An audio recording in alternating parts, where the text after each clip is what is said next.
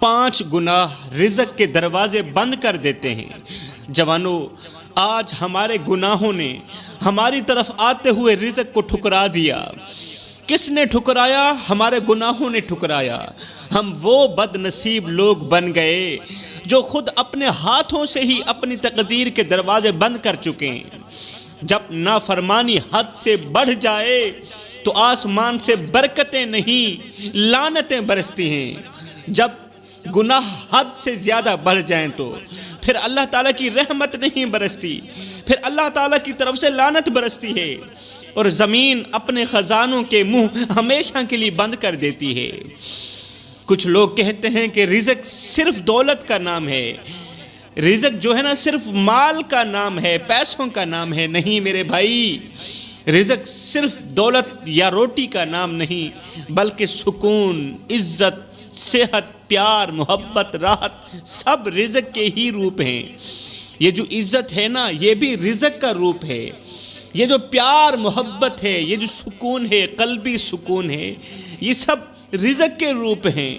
اور جب بندے کا دل سیاہ ہو جائے، جب بندے کا دل کالا ہو جائے نا، تو اللہ تعالیٰ یہ رزق چھین لیتا ہے۔ جب دل کالا ہو جائے پھر سکون بھی چھین لیا جاتا ہے، پھر روٹی چھن جاتی ہے، پھر کپڑا چھن جاتا ہے، یہاں تک کہ عزت بھی اللہ تعالیٰ چھین لیتا ہے۔ پھر اللہ تعالیٰ سکون، قرار، دولت، روٹی، کپڑا سب نعمتیں چھین لیتا ہے، کیونکہ جو خدا دینے کی طاقت رکھتا ہے وہ خدا واپس لینے کی طاقت بھی رکھتا ہے۔ لوگ سمجھتے ہیں کہ شاید ہم محنت کر رہے ہیں، دن رات ایک کر کے جد و جہد کر رہے ہیں، محنت کر رہے ہیں، لیکن حقیقت یہ ہے کہ ہمارے اعمال کا زہر اتنا پھیل چکا ہے کہ رزق ہم سے دور بھاگنے لگا ہے۔ ہم پریشان رہتے ہیں کہ صبح و شام دن رات محنت کرتے ہیں، مگر پھر بھی پوری نہیں پڑتی، پھر بھی روٹی مشکل بن گئی ہے۔ حضرت سیدنا علی المرتضیٰ شیر خدا کرم اللہ وجہہ الکریم فرماتے ہیں، اے انسان، جب تیرے سجدے دکھاوے کے بن جائیں، تیری زبان فحش ہو جائے، تیری آنکھیں گناہوں میں ڈوب جائیں، تو پھر دعا کے ہاتھ بھی خالی لوٹتے ہیں۔ دعا سر سے ایک بالشت بھی اوپر نہیں جاتی، آسمان تک جانا تو رہی دور کی بات، قبولیت کا دروازہ کھٹکھٹانا تو رہی دور کی بات۔ جب اندر میں آ جاتی ہے نا، جب سجدے دکھاوے کے بن جائیں نا، جب زبان فحش ہو جائے، تیری آنکھیں گناہوں میں ڈوب جائیں، تو پھر دعا کے ہاتھ بھی خالی لوٹتے ہیں، قبول نہیں ہوتے۔ میرے رسول کریم صلی اللہ علیہ وآلہ وسلم نے فرمایا جب قوم گناہوں میں ڈوب جائے، جب قوم گناہوں کی دلدل میں پھنس جائے، تو ان کا رزق بھی تنگ کر دیا جاتا ہے۔ سب سے بڑی سزا گنہگاروں کے لیے، سب سے بڑی سزا جو دنیا میں دی جاتی ہے نا، اللہ تعالیٰ ان کا رزق تنگ کر دیتا ہے۔ لیکن آپ نے دیکھا ہوگا، ایک آدمی ہے، دن رات صبح و شام وہ شراب پیتا ہے، شراب کے نشے میں دھت رہتا ہے، لیکن پھر بھی اس کے پاس پیسہ ہے، دولت ہے، اس کے پاس سب کچھ ہے، اچھی گاڑی، اچھا مکان۔ میں کہتا ہوں یہ کوئی اللہ تعالیٰ کی نعمت نہیں ہے؟ اسی سے جا کے پوچھو کہ رات کو اچھے طریقے سے اسے نیند آتی ہے؟ نہیں، نیند نہیں آتی۔ اس کے پاس مال تو ہے مگر سکون نہیں ہے، اس کے پاس دولت ہے مگر قرار نہیں ہے، ہر وقت دل بے چین رہتا ہے، ہر وقت دل بے قرار رہتا ہے، ہر وقت دل کی دنیا اجڑی ہوئی لگتی ہے، مال کے ہوتے ہوئے بھی راتوں کو کروٹیں بدلتی رہتی ہیں، نیند نہیں آتی، نیند کہیں چلی گئی، سکون کہیں چلا گیا۔ اس لیے تو میرے رسول کریم نے فرمایا، جب قوم گناہوں میں ڈوب جائے، اللہ تعالیٰ ایک تو اس کا رزق بند کر دیتا ہے، قوم کا رزق بند کر دیتا ہے، سکون سے دور کر دیتا ہے۔ میرے بھائیوں، خدارا جوانوں، یہ وقت ہے خود کو بدلنے کا، توبہ کے آنسو بہانے کا، یہ وقت ہے خود کو بدلنے کا، توبہ کرنے کا، توبہ کر کے اللہ کا محبوب بننے کا، ورنہ یاد رکھنا رزق تو دور، شاید زندگی بھی تم سے منہ موڑ جائے۔ جب زندگی منہ موڑ گئی نا پھر سانس لینا بھی دشوار ہو جائے گا۔ اگر آج سے تم نے توبہ نہ کی تو گھر میں بے برکتی لانے والا، رزق بانٹنے والے فرشتوں کو ناراض کر دینے والا جو سب سے بڑا گناہ ہے وہ ہے ناشکری۔ ناشکری جانتے ہیں؟ اے انسان، زندگی میں کبھی فرصت ملے تو ہسپتالوں کا چکر لگانا۔ وہاں وہ لوگ ملیں گے جن کے پاس مال ہے لیکن نیند نہیں ہے، خوراک ہے مگر بھوک نہیں ہے، دوائیں ہیں لیکن شفا نہیں ہے، ہاتھ ہیں مگر چھونے کی طاقت نہیں، پیر ہیں مگر چلنے کی طاقت نہیں ہے۔ اور اے انسان، تجھے ہر چیز میسر ہو کر بھی اللہ سے شکایت ہے۔ ایک طرف وہ پڑے ہیں جن کے پاس کچھ نہیں پھر بھی اللہ تعالیٰ کی شکر گزاری کرتے ہیں، اللہ تعالیٰ کے دیے پر خوش ہیں، اور ایک تو ہے سب کچھ تیرے پاس ہے، ہر چیز میسر ہے، ہر چیز میسر ہو کر بھی تو اللہ سے شکوہ و شکایت کرتا ہے۔ تجھے 2 وقت کی روٹی بھی نصیب ہو، آنکھیں سلامت ہوں تیری، جسم تندرست ہو تیرا، اولاد تیرے سامنے ہو، فرما بردار ہو، مگر تو پھر بھی شکوے کرے، یہی وہ ناشکری ہے جو تیرا رزق روک دیتی ہے۔ رب کی نعمتوں کا انکار صرف زبان سے نہیں ہوتا جوانو، اللہ تعالیٰ کی نعمتوں کا انکار صرف زبان سے نہیں ہوتا۔ جب تو دوسروں کی چیزوں کو حسرت سے دیکھتا ہے، دوسروں کے مال کو حسرت سے دیکھتا ہے اور ساتھ میں حسد بھی کرتا ہے اور اپنی نعمتوں کو حقیر جانتا ہے، یہ ہے ناشکری۔ صرف زبان سے ناشکری نہیں کی جاتی، دل سے بھی کی جاتی ہے۔ اور جب ایسی نوبت آتی ہے نا، جب تو دوسروں کی چیزوں کو حسرت سے دیکھتا ہے، ساتھ میں حسد بھی کرتا ہے، پھر تو کیا، تیرے گھر کی دیواریں بھی گواہی دیتی ہیں کہ تو ناشکرا ہے۔ اس لیے تو حسد کرتا ہے کہ اللہ اسے دیا، مجھے کیوں نہ دیا۔ کیا تو جانتا ہے کہ ہر صبح تیرے دروازے پر رزق بانٹنے والا فرشتہ آتا ہے؟ ہر صبح ہر ایک انسان کے دروازے پر اور تیرے دروازے پر رزق بانٹنے والا فرشتہ آتا ہے، اور جب وہ تیرے رویے، تیری ناشکری، تیری حسد اور تیری ناشکر اداؤں کو دیکھتا ہے تو واپس پلٹ جاتا ہے اور تجھے رزق کے حلال سے محروم کر دیتا ہے۔ تجھے رزق تو دیتا ہے، اس رزق کے اندر پریشانیاں بھی ڈال دیتا ہے، اس رزق کے اندر بے سکونی بھی ڈال دیتا ہے، تکلیفیں ڈال دیتا ہے۔ میرے رسول کریم صلی اللہ علیہ وآلہ وسلم نے فرمایا، جو شخص لوگوں کا شکر ادا نہیں کرتا وہ اللہ کا بھی شکر ادا نہیں کر سکتا۔ ناشکری صرف زبان سے نہیں ہوتی بلکہ دل سے بھی ہوتی ہے، اور جب دل رب کی نعمتوں پر راضی نہ رہے تو پھر برکتیں بھی چھن جاتی ہیں۔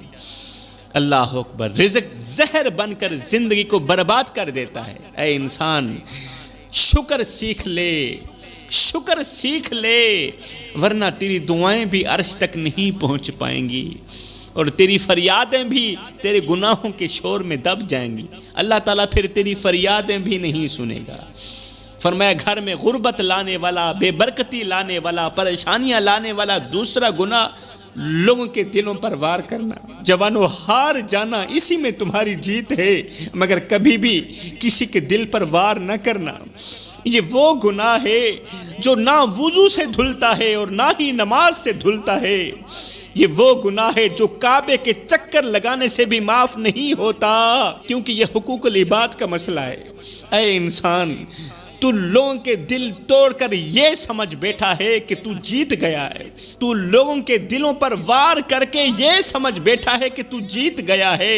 ارے نہیں، جیت اسے نہیں کہتے جو دوسروں کو رلا دے، ارے جیت تو اس کی ہوتی ہے جو خود کے درد چھپا کر دوسروں کے زخم مٹا دے۔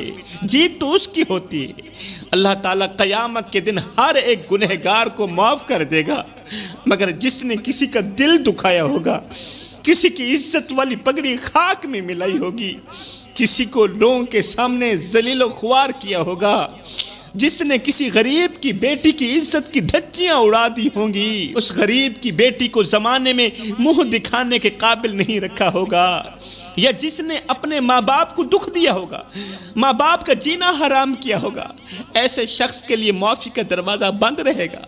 قیامت کے دن ایسے شخص کے لیے معافی کا دروازہ بند رہے گا جب تک وہ شخص خود معاف نہ کرے جس کا تم نے دل دکھایا تھا، جس کی عزت والی پگڑی خاک میں ملائی تھی، جس کو تم نے کچھ بھی نہیں سمجھا تھا۔ آج جب تک وہ معاف نہیں کرے گا تب تک میرا اللہ بھی تمہیں معاف نہیں کرے گا۔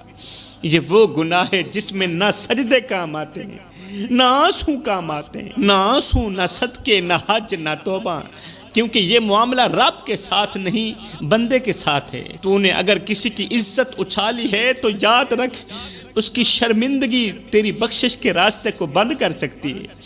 اے انسان، اگر تو واقعی آخرت کا طلبگار ہے تو اپنے کردار کو آئینے کے سامنے لا، سوچ کہ کس کس کا تو نے دل دکھایا، کون کون تیرے الفاظ کی آگ میں جلتا رہا۔ جلدی جا کر اس سے معافی مانگ لے، کہیں ایسا نہ ہو کہ تیرے اعمال کا پلڑا تو بھاری ہو لیکن صرف ایک دل کی آہ تجھے جہنم میں لے جائے۔ تو فرمایا سب کچھ کرنا، کسی کا دل مت دکھانا، کیونکہ یہ حقوق العباد کا مسئلہ ہے۔ کسی کو دکھ دے کر، کسی کو درد دے کر، کسی کو غم دے کر تجھے کیا لگتا ہے کہ تو ساری زندگی ایسے ہی مسکراتا رہے گا؟ نہ بندے نہ، بس وقت کے الٹنے کی دیر ہے، تیری باری بھی دور نہیں ہے، اس لیے کہ زندگی کے کسی نہ کسی موڑ پہ اپنا کی آخر بھگتنا ہی پڑتا ہے۔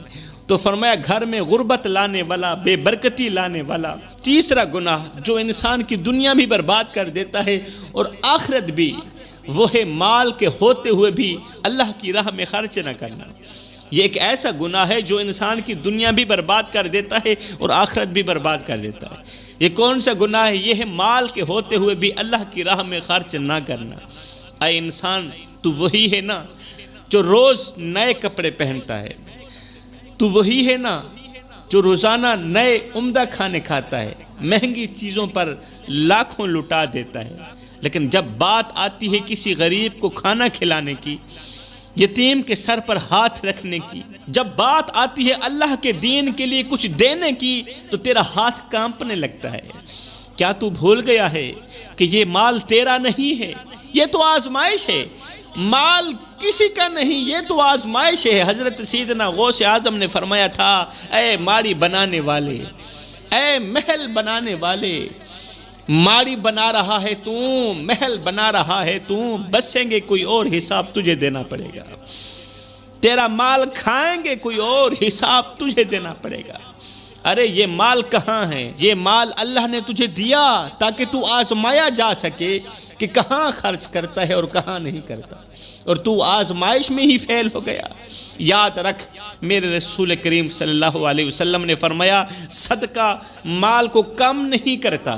جو صدقہ ہوتا ہے نا، مال کو کم نہیں کرتا بلکہ اور زیادہ بڑھاتا ہے، لیکن تو سمجھتا ہے کہ دینے سے مال گھٹ جائے گا، دینے سے مال کم پڑ جائے گا۔ ارے تو کیا جانے، جو راہ خدا میں مال دیا جاتا ہے نا، وہ تو در اصل تیرے حق میں محفوظ کر لیا جاتا ہے، اور جو تو روک لیتا ہے وہ تیرے لیے زوال کا سبب بن جاتا ہے۔ اور جو مال خدا کے نام پر دیتا ہے، قیامت کے دن وہ تجھے عطا کیا جائے گا اور تیری بخشش کا ذریعہ بنے گا۔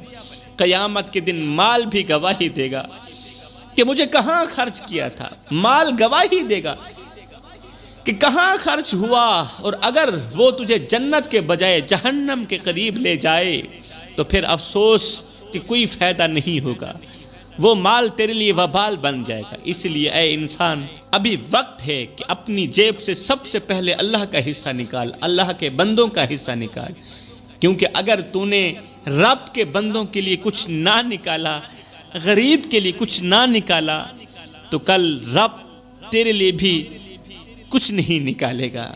تو فرمایا گھر میں غربت لانے والا جو چوتھا گناہ سب سے بڑا، سب سے خطرناک اور سب سے زیادہ ذلت کے گڑھے میں گرا دینے والا جو گناہ ہے، وہ ہے ناموس رسالت کی حفاظت نہ کرنا۔ کریم نبی کی ختم نبوت پر پہرا نہ دینا، ناموس رسالت کا محافظ نہ بننا، یہ وہ گناہ ہے جس سے اللہ تعالیٰ سخت ناراض ہوتا ہے۔ وہ صرف ناراض نہیں بلکہ ہمیشہ کے لیے خفا بھی ہو جاتا ہے۔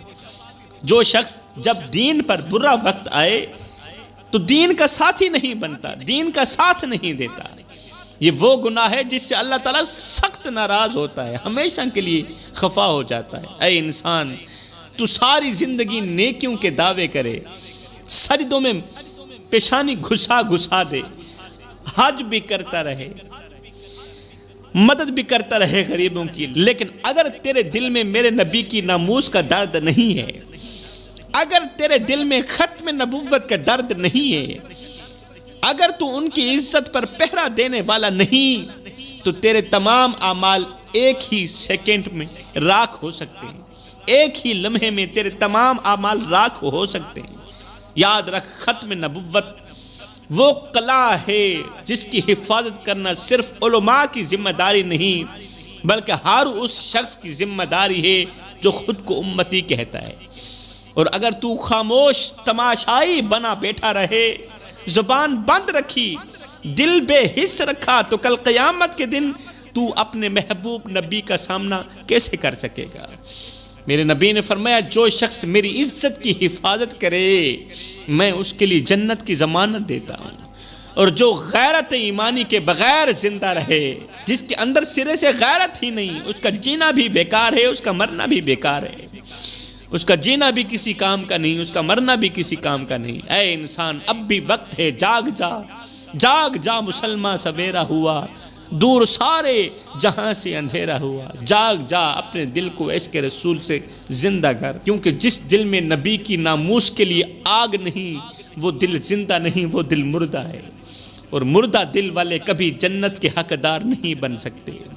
کہاں گیا ہمارا وہ جذبہ، کہاں گیا ہمارا وہ دل جو کبھی نبی کا نام سنتے ہی جھوم جایا کرتا تھا؟ ہائے اللہ، کہاں دفن ہو گئی وہ غیرت جو کبھی نبی کا نام سنتے ہی سینہ چوڑا کر دیتی تھی؟ ہائے اللہ، ہمیں کس بد نظر کی نظر لگ گئی، ہمیں کیا ہو گیا؟